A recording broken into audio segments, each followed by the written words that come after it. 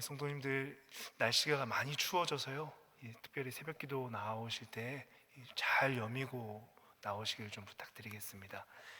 여러분, 약속의 땅 가나안을 두고 이 교회에서 우리가 자주 사용하는 말이 있습니다. 여러분들 들어보셨을 텐데요, 가나안 복지입니다. 가나안 복지는 말 그대로 하나님께서 축복하신 땅이라는 뜻인데요, 교회에서 이 말은 주로 민수기 13장의 정탐꾼 보고 사건을 떠올리면서 회자되고 언급되곤 합니다.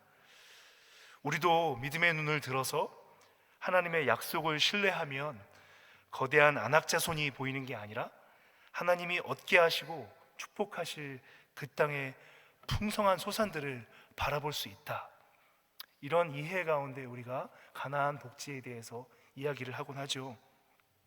신앙적으로 도전이 되고 격려가 되는 감동적인 말입니다.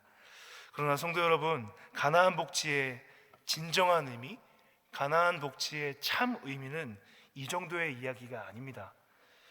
그저 하나님이 축복하셔서 농사 잘 되고 일이 잘 풀리는 좋은 땅이라는 정도의 좁은 의미가 아닙니다. 가나안 복지는 하나님이 다스리시는 땅, 하나님이 다스리시는 땅이다라는 아주 광대한 의미의 말입니다. 오늘 본문은 도피성에 대해서 말씀하고 있습니다. 여러분, 도피성은 하나님께서 모세를 통해 여러 번 말씀하신 아주 중요한 주제입니다. 기본적으로 도피성은 하나님께서 생명을 보호하시기 위해서 정하신 제도를 뜻합니다. 하나님은 연약한 인간이 자기도 모르게 실수로 사람을 죽이게 된 경우 그 살인자가 보복을 당하지 않고 보호받을 수 있는 6개의 도시를 지정하셨습니다. 잠시만 그 모세오경에서 설명하고 있는 부분들을 살펴볼 필요가 있는데요, 여러분, 도피성을 가장 먼저 언급하고 있는 곳은 이 십계명을 주신 시내산에서입니다. 출애굽기 21장 13절에 보면 사람을 죽인 자는 어떻게 다뤄야 하는가, 이 부분을 설명하는 맥락 속에서 만일 고의적으로 살인한 것이 아니라 나 하나님이 사람을 그의 손에 넘긴 것이라면 하나님께서 그 살인자를 위해서 한 곳을 정하시겠다라고 말하십니다. 그러니 그 사람은 그곳으로 도망가라, 이렇게 말씀하고 있습니다. 여러분, 이 출애굽기 21장에서의 특징은 도피성이다라는 이름은 밝히고 있지 않고 있다라는 점입니다. 이 외에도 모압 형제에서 이 모세가 설교했었던 민수기 35장, 신명기 4장, 신명기 19장 이 세 부분들을 보면 이 하나님께서 도피성 제도를 왜 정하셨는지 그 특징들에 대해서 강조해서 말씀하고 있습니다. 여러분, 민수기 35장에서는 도피성에 도망간 이 살인자가 사면을 받을 수 있는 특징에 대해서 설명하고 있습니다. 민수기 35장 28절입니다. 제가 읽어드리겠습니다. 이는 살인자가 대제사장이 죽기까지 그 도피성에 머물러야 할 것임이라. 대제사장이 죽은 후에는 그 살인자가 자기 소유의 땅으로 돌아갈 수 있느니라. 29절 32절 이어서 읽어드립니다. 이는 너희의 대대로 거주하는 곳에서 판결하는 규례라. 또 도피성에 피한 자는 대제사장이 죽기 전에는 속전을 받고 그의 땅으로 돌아가 거주하게 하지 말 것이니라. 여러분, 이와 같이 민수기 35장에서는 이 살인자가 사면을 받을 수 있는 경우에 대해서 설명을 합니다. 또 신명기 4장은 간단하게 요단 동편, 이 요단강을 건너서 가나안 땅에 오기 이전에 요단 동편의 어느 지역들에 이 도피성을 도라라는 설명이 나오고요, 마지막으로 신명기 19장은 도피성을 정확한 도시 구획 속에, 도시 계획 속에서 짓게 하시고 도피성으로 도망하는 길까지도 정비를 명령하고 계신 내용이 나오고 있습니다. 신명기 19장 2절 3절 제가 읽어드리겠습니다. 내 하나님 여호와께서 내게 기업으로 주신 땅 가운데에서 새 성읍을 너를 위하여 구별하고 내 하나님 여호와께서 내게 기업으로 주시는 땅 전체를 새 구역으로 나누어 길을 닫고 모든 살인자를 그 성읍으로 도피하게 하라. 여러분, 여기서 하나님이 내게 주시는 땅이 이 가나안을 뜻하죠. 하나님께서는 이 가나안 땅을 세 구역으로, 이 가나안 땅 전체를 세 구역으로 나누라고 명령하십니다. 또 길을 닦으라고 명령하세요. 여러분, 랍비들의 전승에 따르면 이 도피성은 정확히 각 도시의 중앙 가운데에 있었다라고 합니다. 그리고 또 매년 12월이 되면 이 도피성으로 가는 길, 도피성으로 도망가는 그 길을 정비하게 했다라고 합니다. 이 도피성으로 도망가는 길의 폭이 약 14m 정도가 됐다라고 합니다. 이 14m를 유지할 수 있도록 그 길을 계속 정비했다라는 건데요. 이 캐나다 도로 폭이 이 최소 3.3m, 차선 하나가 3.3m 정도가 됐다라고 하니까요. 이 도피성으로 도망하는 길이 편도 4차선 정도의 폭이 됩니다. 우리 교회 앞에 버넴돌프 이 편도 한쪽 길 폭 정도가 되는 건데요. 여러분 어떻습니까? 이 좁은 길이 아닙니다. 넓은 길이죠. 왜 이렇게 하신 걸까요?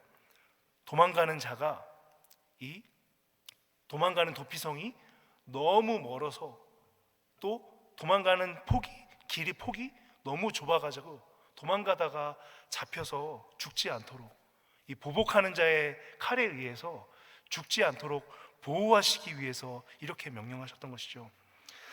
성도 여러분, 오늘 본문 여호수아 20장은 이 도피성 제도의 또 다른 특징을 설명하고 있는데요. 오늘 본문에 나오고 있는 이 도피성의 특징이 가나안 복지, 하나님께서 다스리시는 땅이다, 가나안은 하나님께서 다스리시는 땅이다라는 가나안 복지의 그 의미를 가장 선명하게 설명해주고 있습니다. 오늘 본문의 주 내용은 도피성으로 도망온 사람을 도피성 안의 사람들이 어떻게 보호하고 어떻게 그를 구원해야 되는가에 대한 내용들이 나오고 있습니다. 3절로 5절 오늘 본문 말씀 다시 한번 같이 읽어보겠습니다. 부지 중에 실수로 사람을 죽인 자를 그리로 도망하게 하라. 이는 너희를 위해 피해 보복자를 피할 곳이니라. 이 성읍들 중에 하나에 도피하는 자는 그 성읍에 들어가는 문 어귀에 서서 그 성읍의 장로들의 귀에 자기의 사건을 말할 것이요, 그들은 그를 성읍에 받아들여 한 곳을 주어 자기들 중에 거주하게 하고, 피해 보복자가 그의 뒤를 따라온다 할지라도 그들은 그 살인자를 그의 손에 내주지 말지니 이는 본래 미워함이 없이 부지 중에 그의 이웃을 죽였음이라. 여러분, 하나님은 성읍 사람들이 이 도망자를 어떻게 품으라고 지금 명령하고 계십니까? 도피성 성읍 문 어귀에서 이 장로들이 도망자의 사연을 먼저 듣고 판별하라고 하십니다. 여러분, 도망갔다고 도피성으로 도망갔다고 다 받아주는 게 아니었습니다. 여러분, 당시 성읍문은 재판이 이루어지던 재판장과 같은 공적 장소였습니다. 여기서 먼저 1차 재판으로 이 도망자가 구원받을 만한 사람인지 아닌지를 판별하게 했습니다. 그래서 구하는 게 옳다, 구하는 게 이 율법을 따라서 볼 때 옳다라고 판단되면 어떻게 하라고 지금 명령하고 계시죠? 함께 지낼 곳을 내주고 품으라라고 명령하셨습니다. 그런데 이 사람을 품고 함께 지내게 하는 정도가 어느 정도라고 말하고 있죠? 피해 보복자가 따라와서 그를 내어놓으라고, 저 사람을 내가 보복해야 되겠다고 내어놓으라고 할 때 이 변호하고 이 사람을 보호하는 정도까지 하나님께서 품으라라고 명령하고 계신 것이죠.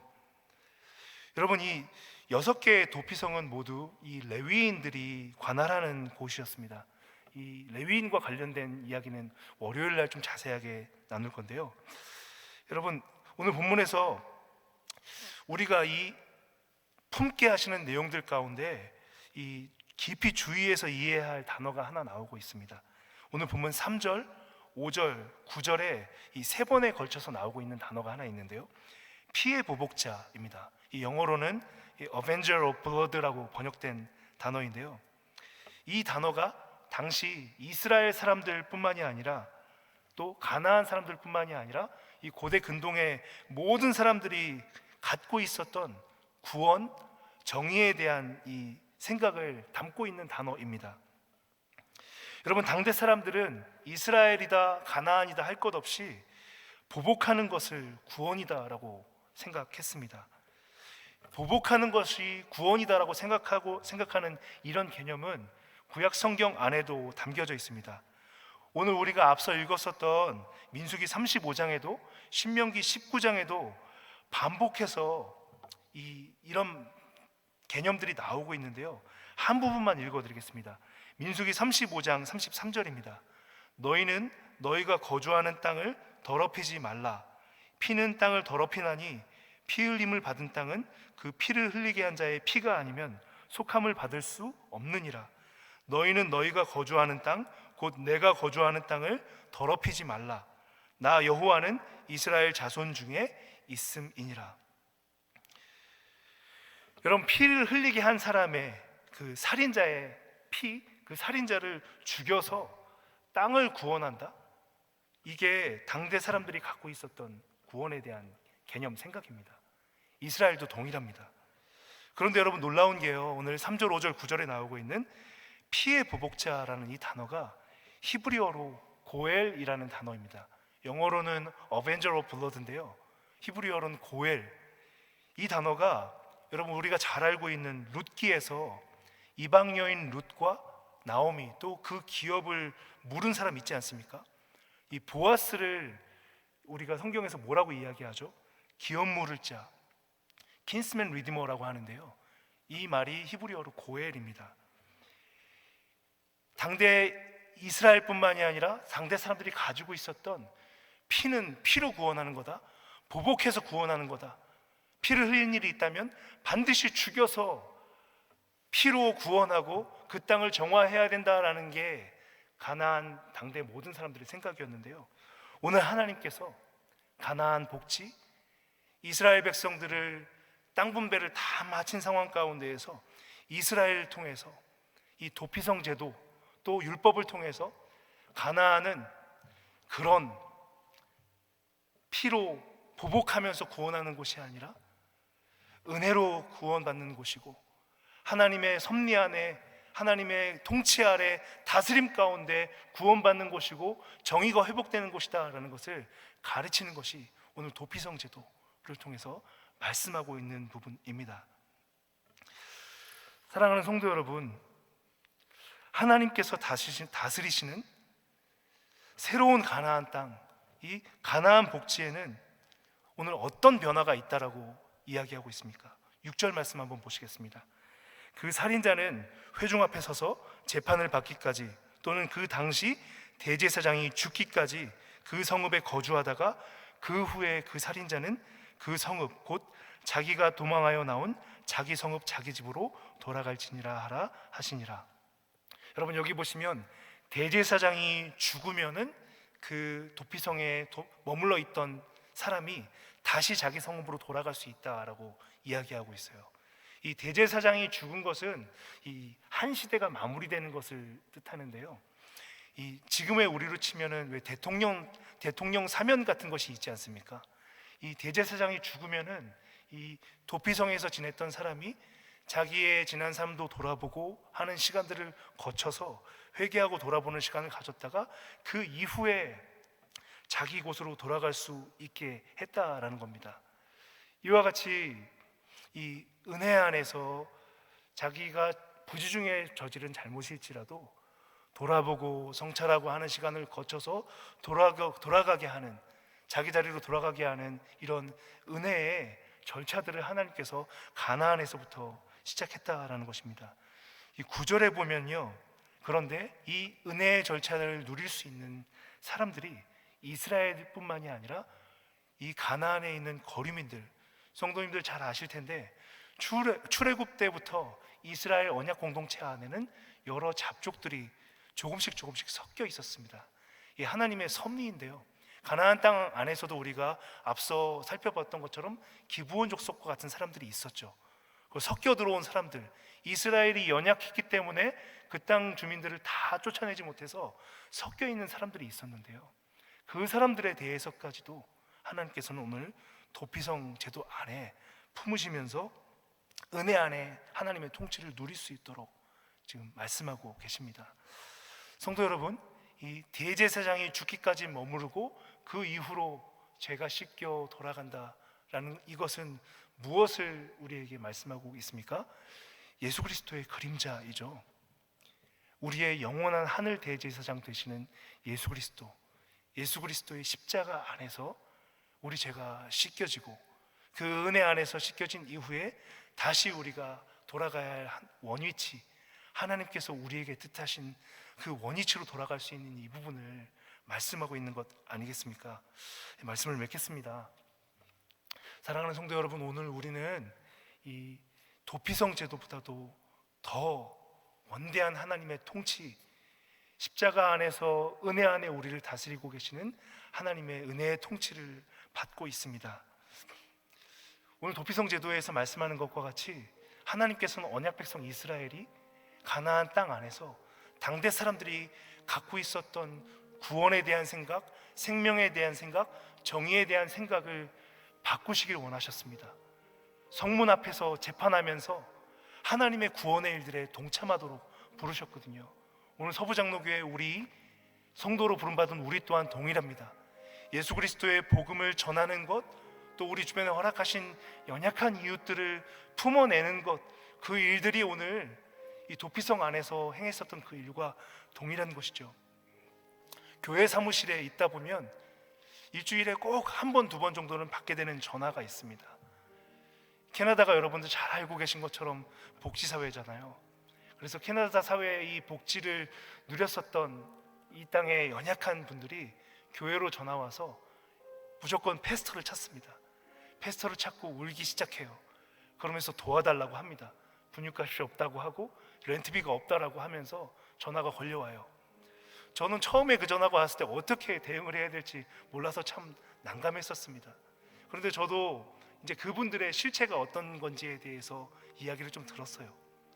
그 복지제도의 연약함들의 타성에 젖어가지고 교회마다 그냥 전화해가지고 무턱대고 도와달라고 하는 분들이 다수다라는 것을 알게 되었습니다. 그러면서 저도 최근에는 그분들의 전화가 오면 미안하다, 도와줄 수가 없다라고 이야기를 하고 끊습니다. 그런데 그렇게 교회의 현실을 배려하고 또 그 사람의 현실도 배려하고 그 사람의 연약함도 배려해서 그렇게 이야기를 하고 전화를 끊었지만 이후로도 마음이 계속 찜찜해요. 이게 교회가 할 수 있는 최선일까?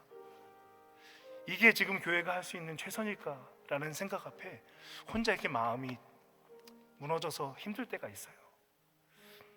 성도님들, 우리가 이와 같이 제도 가운데에도 우리에게 도움을 요청하면서 다가오는 연약한 자들에게 무엇을 할 수 있을까요? 그들이 요구하는 돈을 우리가 다 내어줄 수는 없지 않겠습니까? 무엇보다 복음을 전해야 할 것입니다. 교회 전도팀이 또 선교 사역을 통하여서 계속하고 있는 복음 사역 멈추지 않고 계속해야 할 것입니다. 그러나 우리가 놓치지 말아야 할 것이 있습니다. 할 수 있는 한 그들의 이웃은 되어줄 수 있습니다. 지금 당장 그들에게 우리가 요구하는 돈이나 필요들을 다 채워주지 못하지만 교회로 한번 부르고 초청해서 어깨 한번 두드려주고 할 수 있는 한 밥을 한번 대접하기도 하고 할 수 있는 이웃이 되고 친구가 되고 그들의 이야기를 들어주고 하는 것들은 우리가 할 수 있습니다. 저는 우리 교회에서 사역하면서 참 감사한 것이 우리 교역자 선배 되신 목사님들도 그렇고요, 우리 성도님들도 그렇고 보이게 보이지 않게 그렇게 찾아오는 분들 한 분 한 분들을 조용히 따로 만나서 이 티모튼 카드를 주시는 일들, 또 그들을 조용히 불러가지고 밥 한 끼를 대접하시는 분들의 이야기들을 듣곤 합니다. 사랑하는 성도 여러분, 서부장로교회가 이 땅 가운데 도피성과 같은 교회가 되어야 할 줄로 믿습니다. 예수 그리스도께서 십자가에서 보여주신 그 구원, 가나안은 하나님이 다스리시는 곳이다, 은혜로 다스리시는 곳이다 라는 것을 증거하는 우리 서부장로교회가 되어야 할 줄로 믿습니다. 오늘 말씀을 기억하시면서 하나님께서 우리에게 도전하신 바 이 땅 가운데 예수 그리스도의 도피성과 같이 하나님의 구원에 참여하는 내가 되게 해주십시오. 기도하며 그 은혜를 나누는 모든 성도님들 되시기를 예수님의 이름으로 축복합니다. 거룩하신 아버지 하나님, 은혜에 감사를 드립니다. 오늘 도피성 제도를 통하여 우리의 구원에 대한 생각을 주님 점검하게 하시고 돌아보게 하시니 감사합니다. 서부장로교회 이 미시사가 땅 가운데 또 이민 땅 가운데 하나님의 구원의 일에 동참하기 위해 불러주신 존귀한 주님의 몸입니다. 주님의 거룩한 보혈에 합당하게 참여하는 교회 되게 하여 주시옵소서. 행하고 있는 전도의 일과 선교의 일과 예배 공동체의 일들을 힘을 다하여 감당하되 하나님 아버지 이 땅 가운데 연약한 자들과 아버지 하나님 작은 희생들을 나누며 그들의 이웃이 되어주고 그들에게 예수 그리스도의 구원의 은혜를 나누는 일들 가운데에도 게을러지지 않는 교회 될 수 있도록 축복하여 주시옵소서. 오늘 우리 안에 하나님의 은혜의 통치를 더 풍성하게 나타내실 주님을 찬송하옵고 예수님의 존귀한 이름으로 기도드립니다. 아멘.